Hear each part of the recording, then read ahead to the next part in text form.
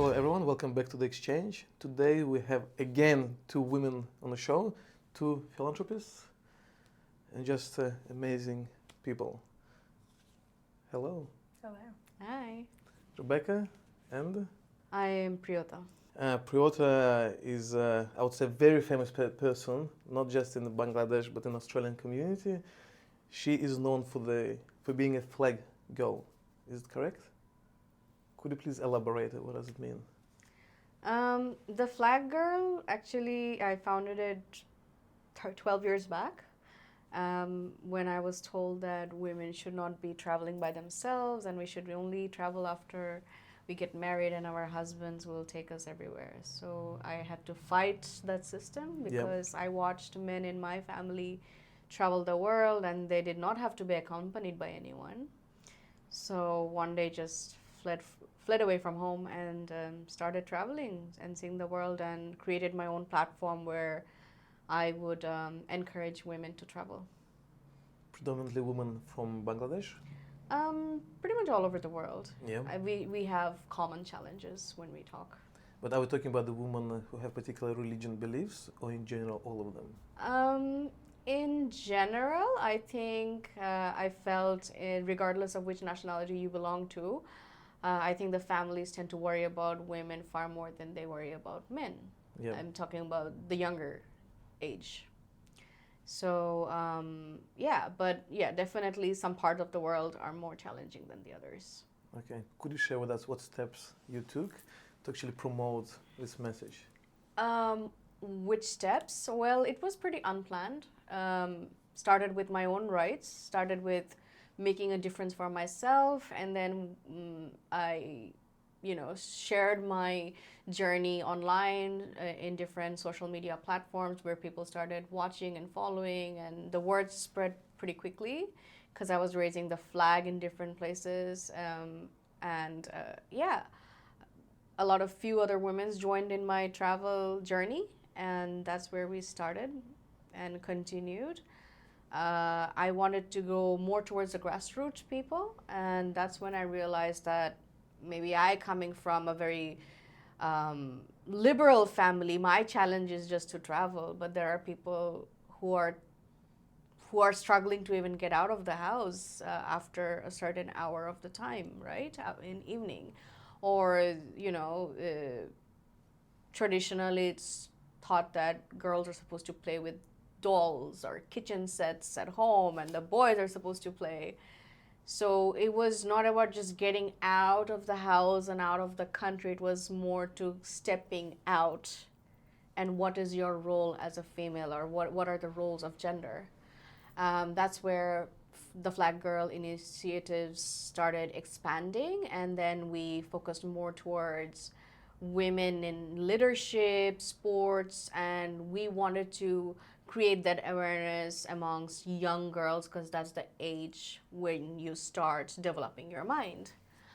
And we still continue, and that led to pageants. I represented Bangladesh in 4 different pageants. Wow. The last one was Miss Culture Worldwide, where I won the crown.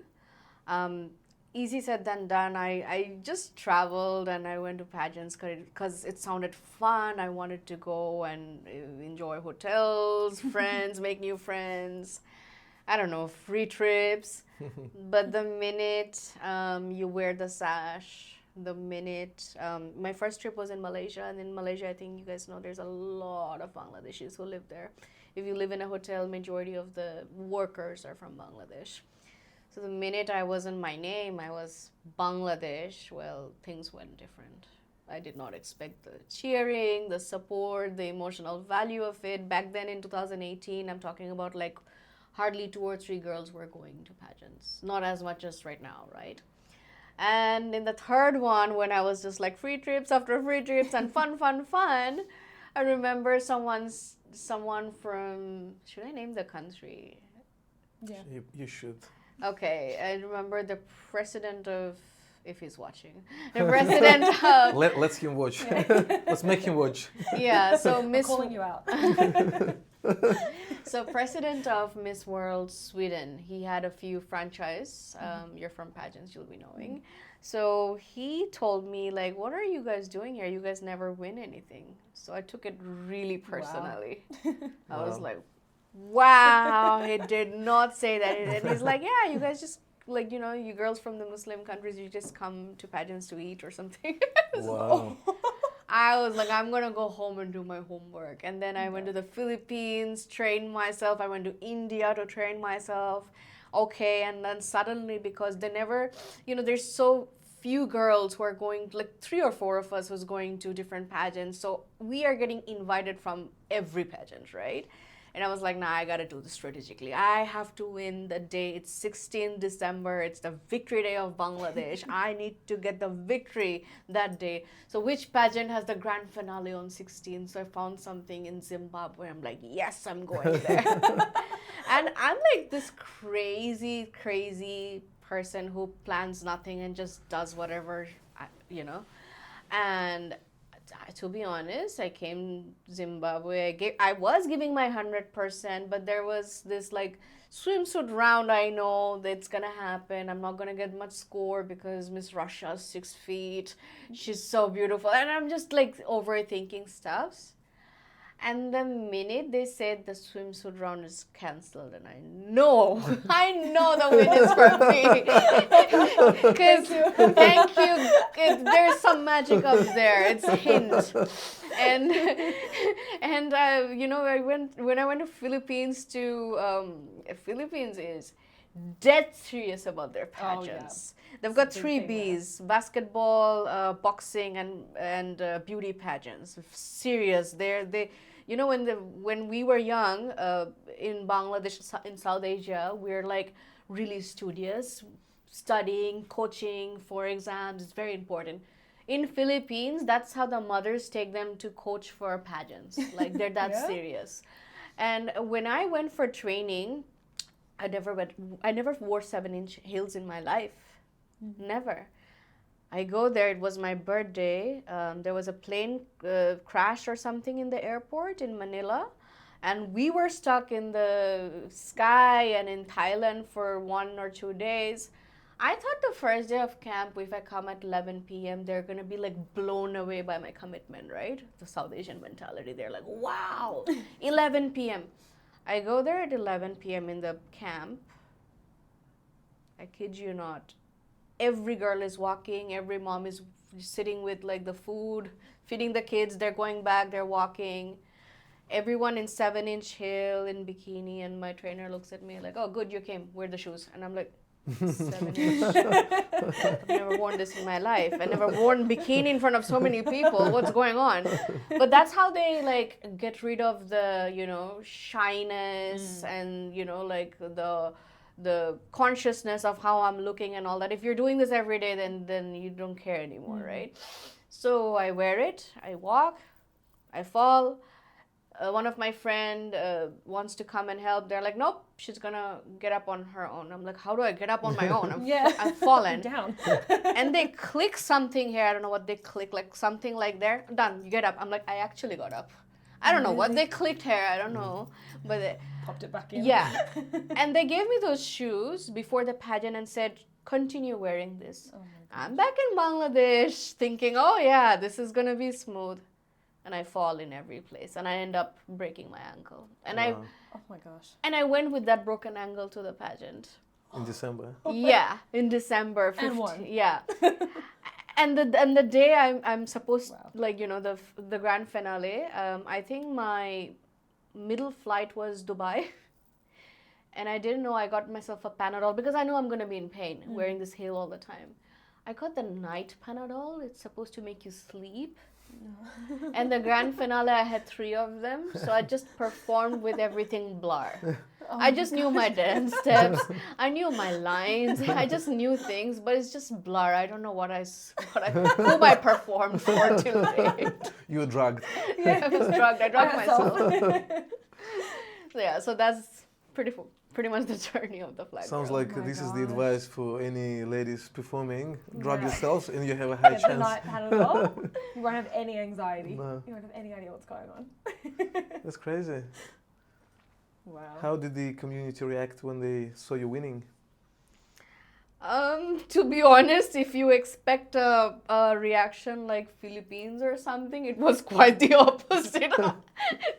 The election was next week, everything was closed, and I was so upset. Like, where is all the celebration? Because you have to understand, I'm from Bangladesh, they don't understand pageants. Yeah. Like, I had one interview that was like straight from the airport. They picked me and they put me in a live program, and I'm with another actor.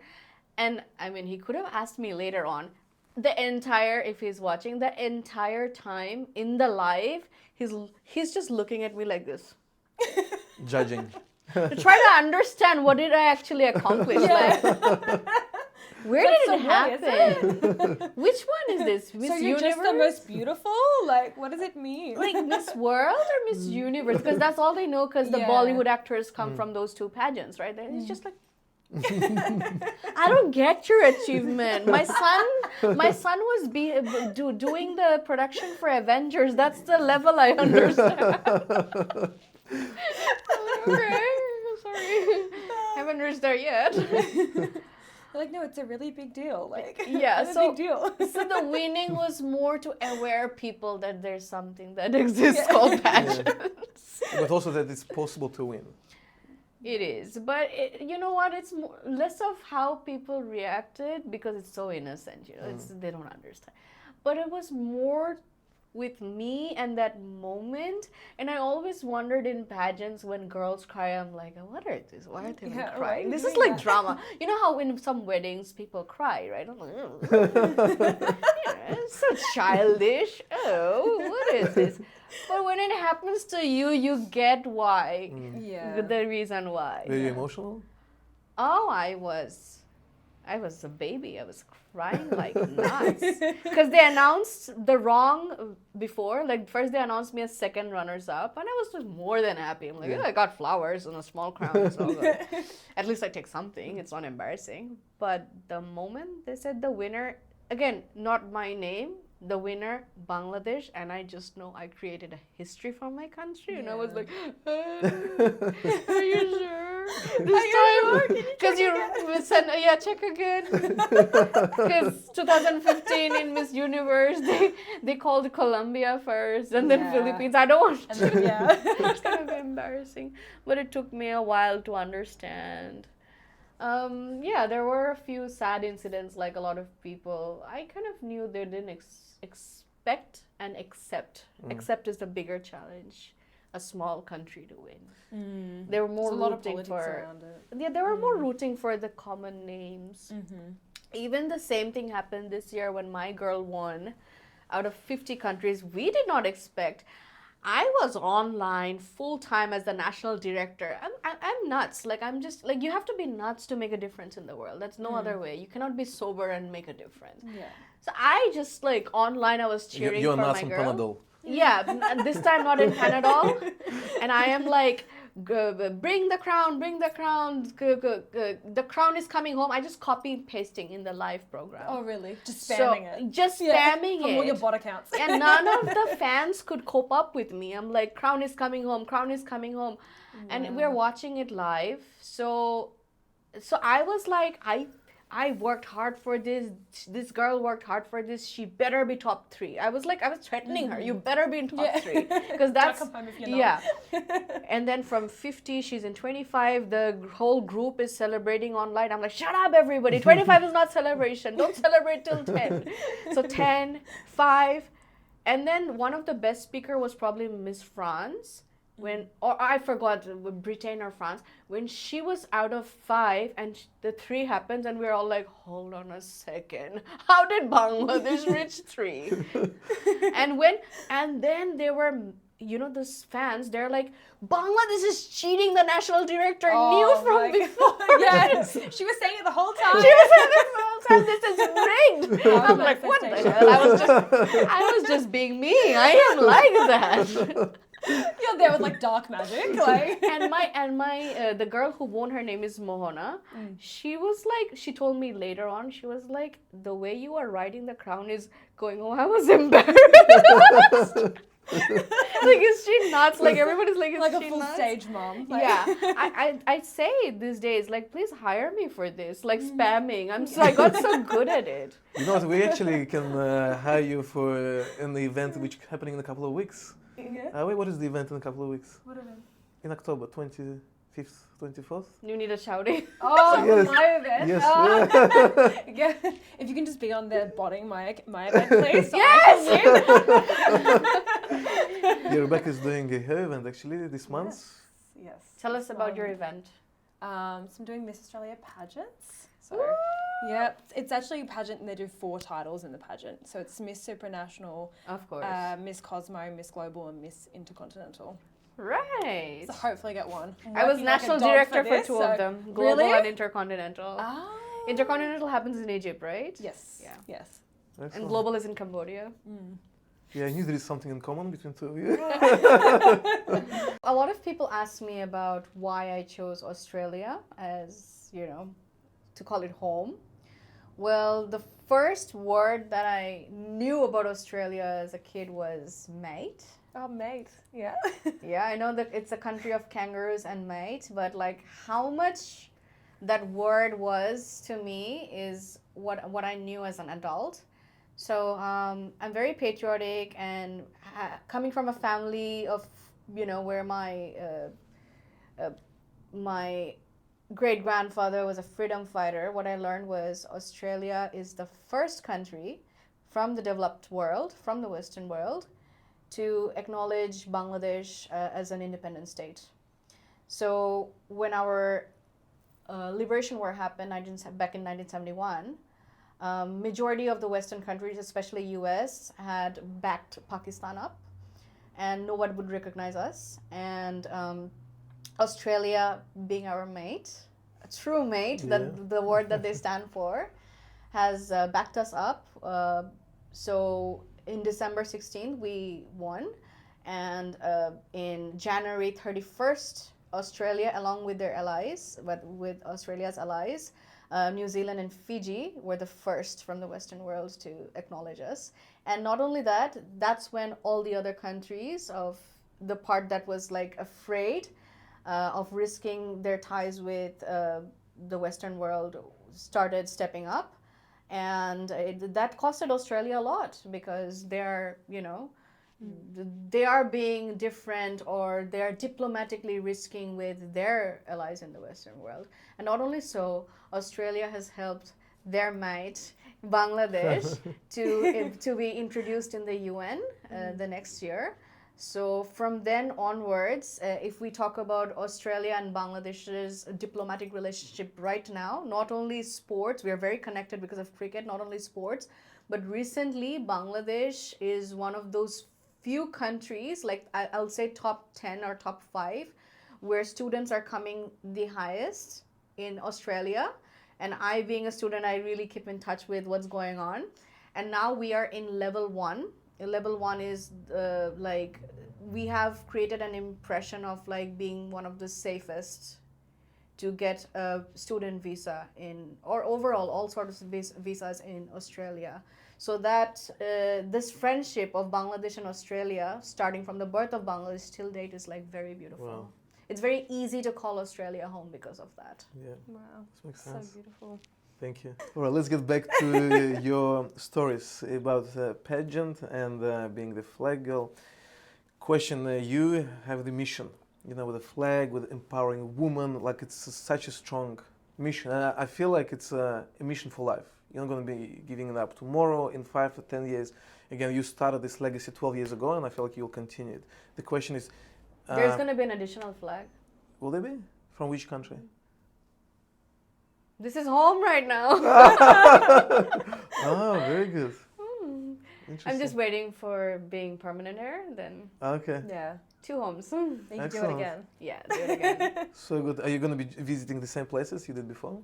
Oh yeah, I don't set records. I think initially I wanted to, and then I'm like, no, I'm just so emotionally attached to so many places. I'm just gonna go to the same places again. I think traveling for me is like the people, and not less to do with the places and stuff. Yeah. There's a lot of people who does want to score like 100 countries, 200 countries. Is there 200 countries? I don't know how many countries there are. But for me, it's like, I want to go to the same places again. I want to meet the people I had connections with. That's beautiful. How many places you visited? I think over 200 cities, but countries I can't recall right now. Yeah, okay. Yeah. First of all, That's I a lot of traveled travel. the entire country very well. I've been to 64 districts. I can say everything, whatever is there in Bangladesh. Yeah. Okay. Wow. Technically, you know people so well that maybe you can be elected as a new president if you appeal properly to the people. Oh, she's not a threat. Can be. But actually, is it legal for the female in Bangladesh? So Bangladesh is one of the few countries in the world that had back-to-back for decades now female prime ministers. Ah, that's correct. Yes, I remember her. She had big ties with Russia for the nuclear deals. Yes, that's correct. And I worked for remember. the energy ministry. You can talk about Russia and nuclear deals with me. Yes, absolutely. I We work for the will actually in a government. second. Yeah. So we are one of those few nations in the world that had for years, I would say, not just the prime minister, the opposition leader as a female, the speaker as a female. And we have a quota in our parliament for women. For females. Oh, that's excellent. So there's a lot of women empowerment. Is it something you would be pursuing in the future? Ooh, Yes. that face says yes. The answer is yes. It was yes. Do you think you're... Actually, no, I'm going to get there. Thank you. It's all part of the pageant training. Just smile. Very strategic. Yeah, very good. Okay, let's get back to your ties with the nuclear, with the Ministry of Resources, and Energy. What exactly you were doing? So one thing leads to another in life. So when I started the Flag Girl, what happened was because of my philanthropic works, I got a national award. It was a youth award that connected me to the government, and usually for government jobs you have to apply for a long 3 stages of exams, but it's like the permanent government job. But through that organization I could enter the government as an associate, see where it goes, and then I would apply for the exam. So back then I joined the energy ministry, and after that, my last job, I'm very fortunate to say this, my last job before I came to Australia was the foreign ministry. Beautiful. Are you still working for them? No, I had to leave because I'm coming here, and maybe you're collecting some data here. She's on a secret mission. Secret mission from Bangladesh. I almost got so teary the other day when I was asked whether I could join the New York office, and I was like, it was a dream, because New York is a very important place for any of us, especially because the UN headquarters is there. Like the whole diplomatic missions and the conferences there is like to the next high level. There are just some cities that are like very high level when it comes to diplomacy in the world. So definitely New York was a dream. I was like, tears in my... But you gotta choose your dreams, right? You gotta choose your priorities in life. My family lives here. I wanted to come, live with my family. So back when I started the Flag Girl, I could travel everywhere because my mom was still alive. I lost my father when I was 15. So initially there was a lot of taboo, there's a lot of restriction at home, but when I started making headlines, my mom was my biggest encouragement. After that, I always wanted to be in film or like media related work. So I did go to Bombay for 4 years to study film and acting, and back then my mom was alive. So when mom passed away, I didn't have anything called family in Bangladesh. My sister lives here, her family lives here. So the decision was like, what is the next step? What are my priorities? And I was like, what family is priority? To be able to be part of the first world with family, I was like, yep, Australia is home. The whole decision, the mindset that Australia is going to be home, it took me a while, but it did. When it actually hit me, when it hits me really like loud, and it echoed, and I was like, yep, in 3 months I packed my bags and I came here. Oh wow. just called a bunch of universities as if like it's like a fish market, started negotiating with them. How do I get the full scholarship? I'm not paying. Anyways, so got myself a scholarship, graduated, got myself a job, and I was like, yep, this place is there, but I don't want to kill my dreams. Yeah. The pageant or the film, Bollywood, it's always going to be there. It's just a matter of time when I settle and I take the next step. Have you had any issues, I would say, with people accepting your mission? Especially, again, you are Every appealing to day. the females. Every day. From male community predominantly? See, it's always, the thing is that if you're the first person, if you're the pioneer of anything that you do, if people are not talking about you, you're not enough. You have to know you're not enough. If people don't think your dreams are crazy, if people don't think you're not doing it to the level that you're a discussion, then you're just taking safety and doing things that are, like secure. Yeah. Yeah. And you want to do the opposite. Yeah. You want to be the rebel. Yeah. Yeah. But then again, it gets, I make it happen, and then it gets normal, and then everybody's cheering for it. Yeah. Yeah. It's a good example. It's a good example for people, especially for the females, that you can achieve. No, males can do it too. You can do it too. Give me the flag. Yeah. Take your flag everywhere. Yeah. Which one? Russian or Australian flag? I'll take both. Yeah. Yeah. Stitch it in the middle. Yeah. Stitch it in the middle. Okay. We might take those two flags to Bangladesh when we travel in November. Join the movement. I got a brooch from the not museum, sorry, the parliament, Bangladesh and Australian flag. Also in my graduation, I wore 2 of the flags custom made. Excellent. This is manifestation that I want to Yeah. be, a citizen one day. Yeah, you will be. How far do you think it is before you get Australian passport? I'm manifesting. Yeah. But do you think you having a second passport might prohibit you from getting into politics one day in Bangladesh? Yes and no. So far, they don't want, Dual citizenship. Yeah. But the best part about Bangladesh is like you don't have to give up your passport, so you can have both. Which means I can go to Bhutan and it's not as expensive as the Australian passport. Okay, amazing. Yeah.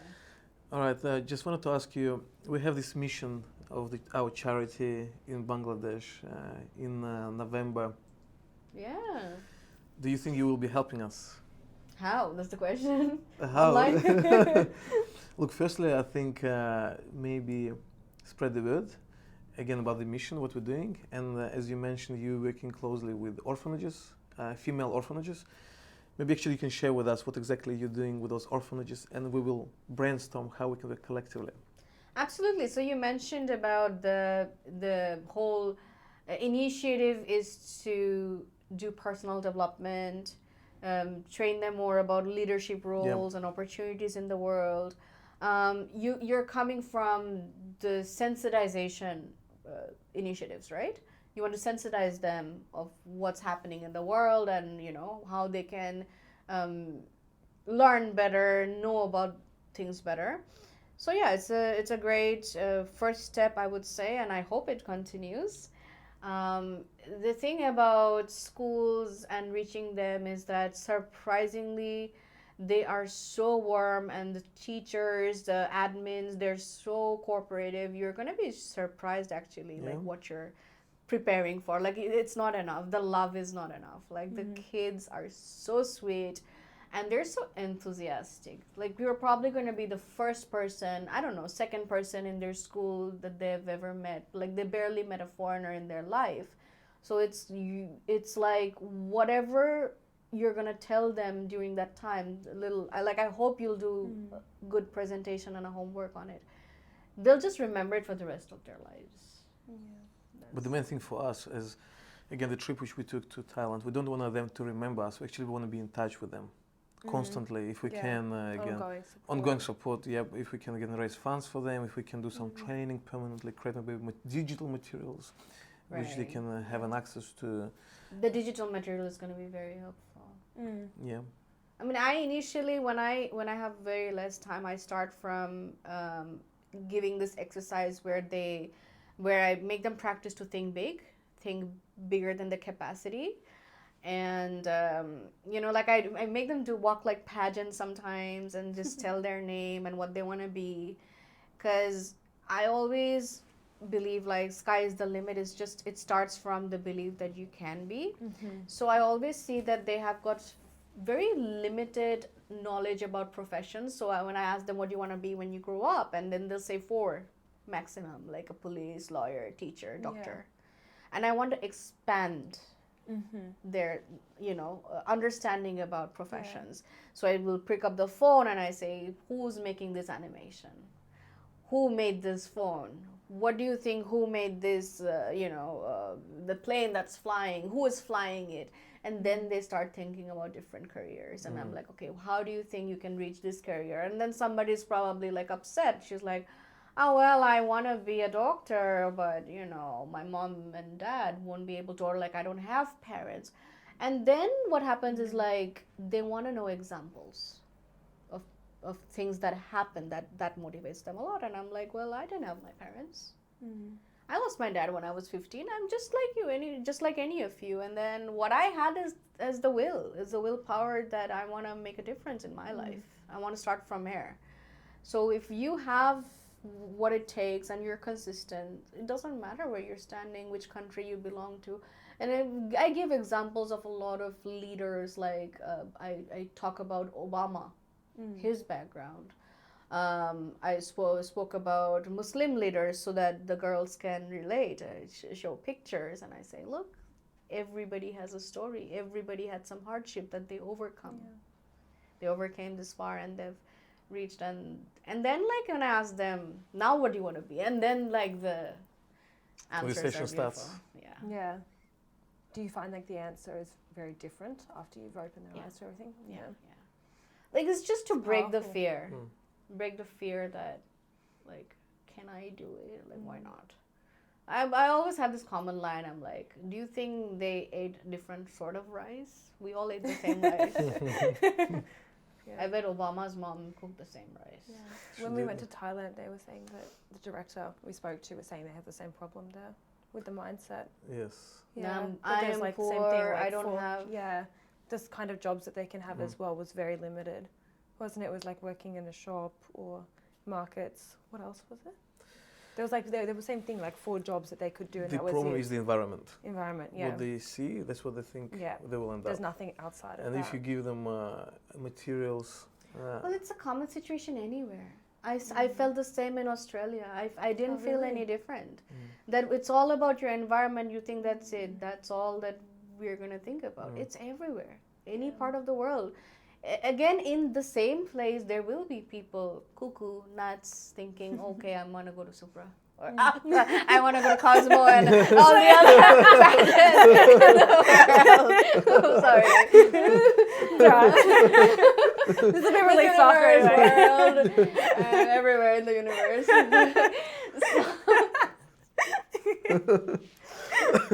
Thank God it's not live.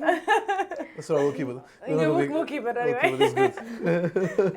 So again, like when I came here, first day when I went to a mall, by the way, my sister tricked me. She convinced me to come to Sydney, and she was like branding it in a way like it's a mixture of Dubai, Bangkok, LA, Vegas, everything. And I'm like, I come. What is this? Where's the mall? Where's the Vegas? Where's the mall? Where's the shopping? Casino? And then I went to, and now I feel the opposite. I'm used to the small malls, and I'm like, it's so convenient.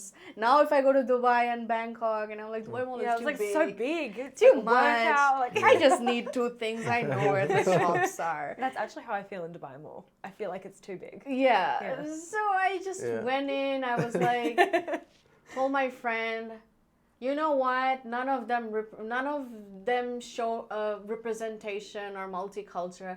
I think I see my future. My picture is gonna be all over the mall, and she knows how crazy I am. She's like, I'm sure. But the reality is, the more auditions I gave, and you're in media, you know this. The more audition I gave, my own community people do not want to do anything to do with South Asian models. They'll lie up on your face saying, oh, it's about the height. I'm like, I'm sure. It's just everybody, like as soon as you walk here, other than medicine and education and learning English, just take a walk, you'll see everybody's light skin in media representation in Australia. I can say it on face and in front of everybody. Imagine me being here and I'm saying, oh, I'm so scared because, I don't see representation. Well, good chance. The field is empty. I can do an empty, goal. I'll be the first. I like being the first. Yeah. And then I started, teaching myself about styling. And first month of my business, I think this first month I'm styling I'm making half a century, 50 people. Wow. So you have to plan a way to come. I will have a different challenge. Rebecca's going to have a different challenge. My challenge is I don't see South Asian representation. I don't see people wanting South Asian women in front of the camera. She'll have a different challenge thinking, okay, everybody is like, light-skinned or light-haired around me. How do I stand out? We all have got our own challenges. We all are thinking, okay, I'm scared, but at the same time, like, you know what? Let's do it. But isn't it all about confidence? It's all about confidence. It's all about the mindset. How do you get confidence? How do you build it? I think it's about having role models. If you don't have people around you, you can watch people, right?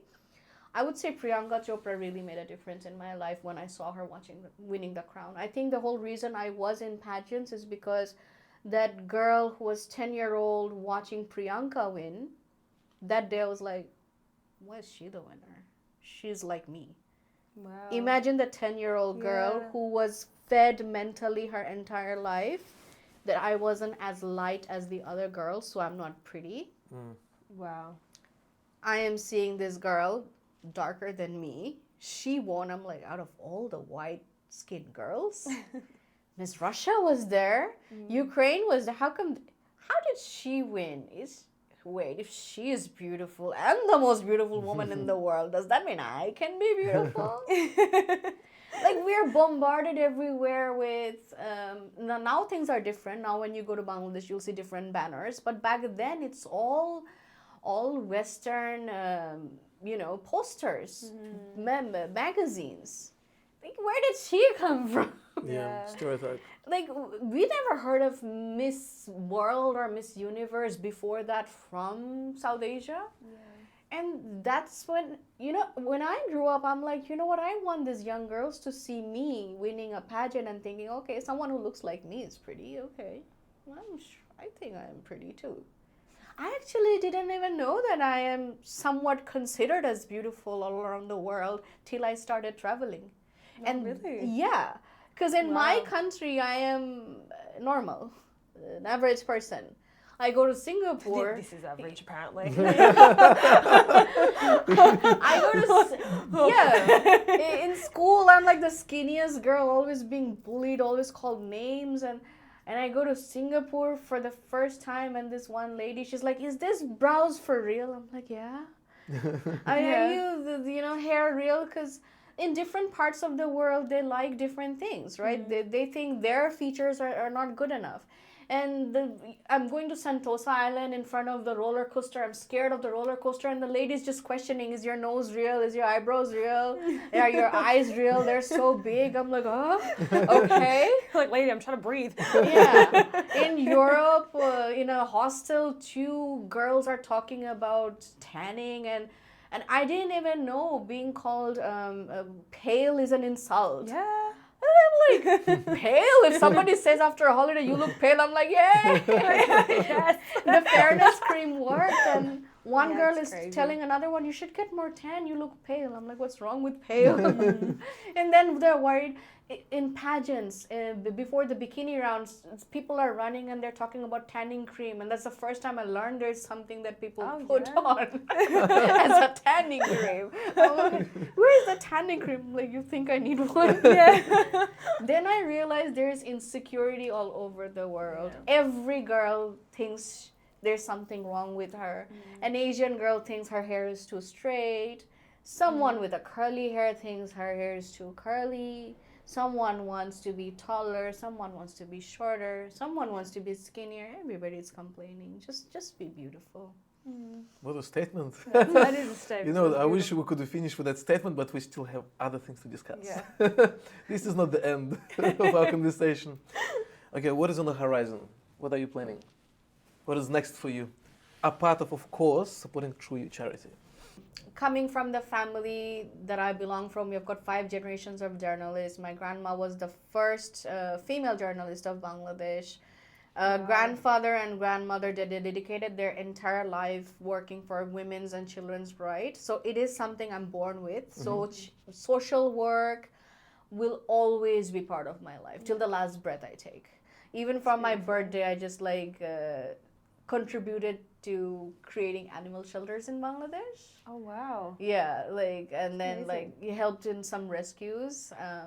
So other than that, beside that, I think I want to expand in media, like I mentioned, that it's a very core belief and goal in my heart that I want more South Asian representation in the Western media, and I think there is very less.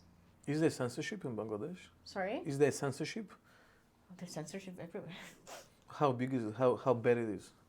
How bad it is in terms of is it on a level of it's legislated, for example. You can't talk about or comparing the politics from your own country with, for example, with the Indians.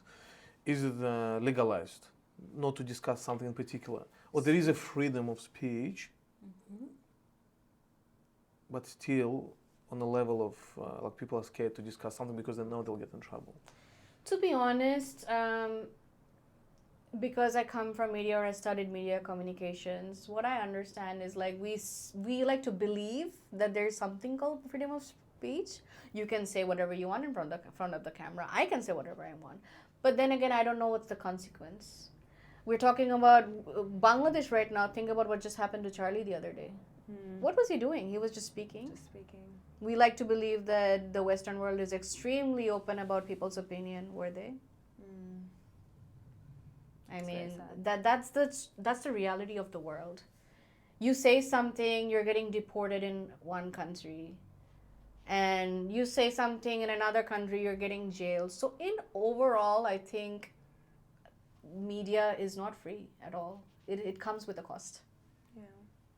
Are you prepared to pay the price? Considering what you're doing I've right got now. goals. I want to live longer. Yeah. I can only do it if I live longer. Let's live. Very good. Are you married? No. Planning to? Yeah. Very good. Are you going to be crying on your wedding? It depends. Just remember that you mentioned about the Depends teas. on the makeup. I'm just kidding. She's not going to ruin the makeup. No. But I'm always a pre-planner, and because of the styling and pageant, I always think about things from before. I'm more into what am I gonna wear? Yeah. The jewelry last night, because I was like, what to wear for this podcast? I was like, okay, mind diversion. AI, this is the wedding sari that I'm gonna wear. Put some jewelries on me, and I made an album last night. Yeah. I think you were trying to guess what was I doing last night. But yeah, I look forward to getting married. Yeah. Okay, that's good. You already have the right person? No. Over preparation. What is the right person? There's nothing called right person. Maybe compatible person. Yeah. Maybe the best fit. Yeah. Whom do I want to fight with for the rest of my life? Verbally or physically? The boxing match. Who's worth the boxing Get match? in the ring. Yeah. Who's worth being in the ring? Yeah. Oh, very good. Do you have to win? No. No? Okay, it's good. Winning is tough. I'm just too tired. Yeah. Yeah. Excellent. What an interesting interview. Yeah. I think we need to do the round 2, and especially when you are back from Bangladesh, when we are back. And you're back And from we're back from Bangladesh. Do you think it's going to be in January, February, when we can reconnect again? Yes, absolutely. Yep. Next time I will plan ahead of time what to wear. Yeah. And we can share again our experiences of traveling. By that time, we all will know on the election outcome in Bangladesh? I think it's happening in February. Didn't they push it back? I think it's Yeah, supposed to be in it's a February. little unpredictable. Is it right now. December? No, December, no, January? no. January definitely not. No, okay. All right, then we'll talk before the election. And we'll make our bets. Place bets. Place bets, yeah. Ladies, thank you very much. It was an excellent podcast. I'm sure our audience will appreciate everything you mentioned. There was a lot of wisdom. And let's reconnect again in a few months. Thank you. Thank you.